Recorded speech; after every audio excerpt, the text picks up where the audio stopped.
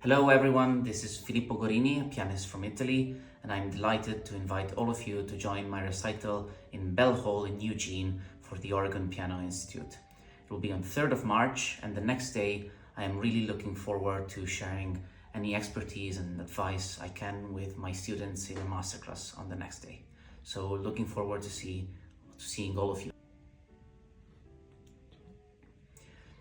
The program of the recital will be centered around Schumann, the Davidsbundertänze, a wonderful kaleidoscopic cycle about freedom and expression that he wrote in a moment of particular inspiration, thinking of, founding in his mind a circle of artists that should fight against the old academic ways of writing music in favor of true and sincere romantic expression. It is a gorgeous work, not very often played, that I adore to the very last note. After that, I will play a sonata that I commissioned from one of my favorite Italian composers, Stefano Gervasoni, a work that is extremely moving. It's a 20-minute piece in a single movement that builds a fantastically enticing structure with many really moving, sensitive parts that are incredibly touching, and that ultimately finishes on a tragic C minor chord that prepares, I think, very well to listen to one of my favorite Beethoven sonatas, the sonata in A flat, opus 110, which has one of the greatest finales in the history of sonata form. This movement that traverses a great inner scape of suffering and fatigue without censorship, with bravery, and manages to find the strength, the heroism to, in the end, transfigure it into ecstasy and joy. It's a profound work, one that has been in my repertoire for many years and that I really look forward to sharing with all of you. Sonata for Seven Cities is my largest project to date and something that has been my baby now for the last 3 or 4 years. The basic idea is to deviate from traditional concert tours where you often only see your hotel room and the rehearsal room and then the stage and then leave a place where you've flown to, sometimes from thousands of miles away. The idea is, let's stay longer, let's take time in one region or one community,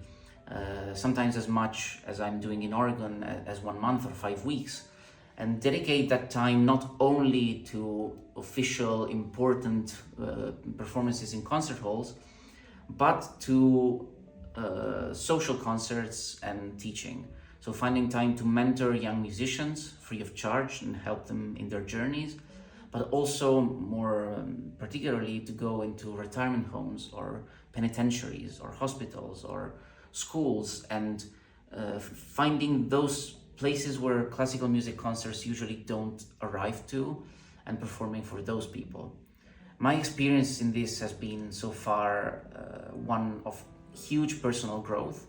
where I've spent a month in Cape Town, a month in Hong Kong, a month in Vienna, learning so much more about the way people live and think and experience music in those places than I would have in normal circumstances, but also developing long-term friendships and bonds and relationships with the community there,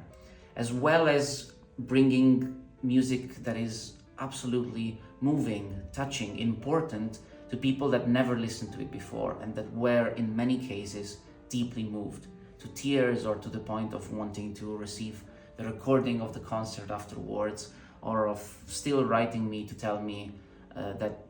listening to that music for the first time, whether it was a Beethoven or Schubert or indeed a contemporary piece, really meant a lot for them. I don't think there is any barrier in listening to classical music that is of culture or intelligence or wealth. The real way to listen to this music is through empathy.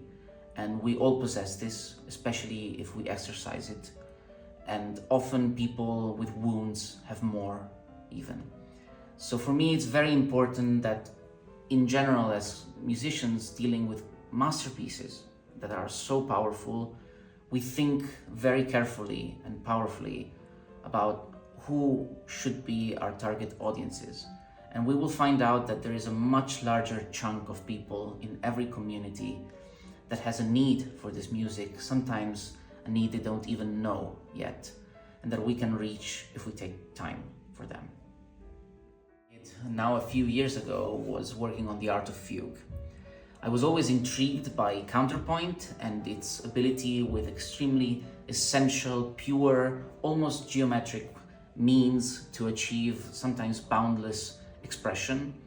So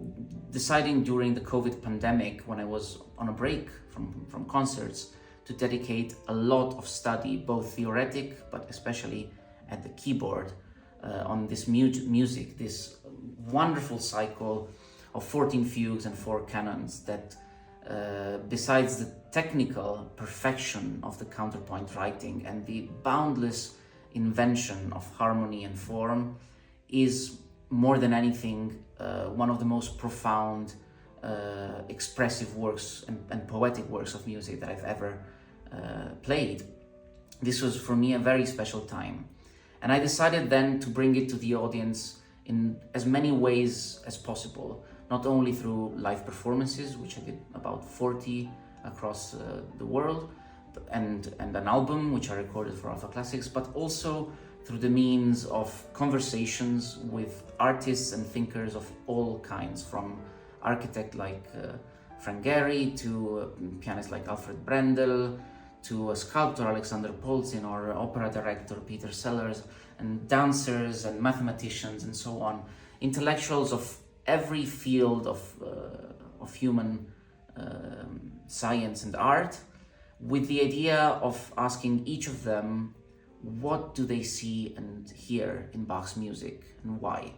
What is it that drew them to this music and keeps them faithful lovers of Bach to this day? And this journey changed the way I play Bach, and both from studying the piece, which opened up my ears like no other piece ever did, but also the poetic understanding of this music through the eyes and the minds of non-musicians and musicians with a very deep relationship with this composer. And then, of course, the experience of playing such a deep spiritual meditation for countless people around the world.